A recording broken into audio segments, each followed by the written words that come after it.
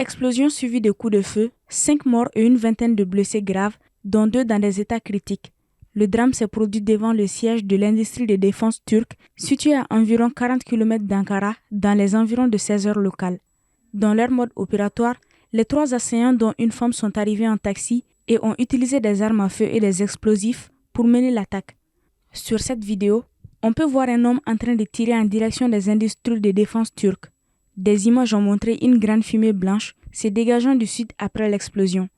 Le Parti des travailleurs du Kurdistan est en lutte armée contre le gouvernement turc et est donc considéré comme le responsable de cette attaque, qualifiée de terroriste par la Turquie et l'OTAN.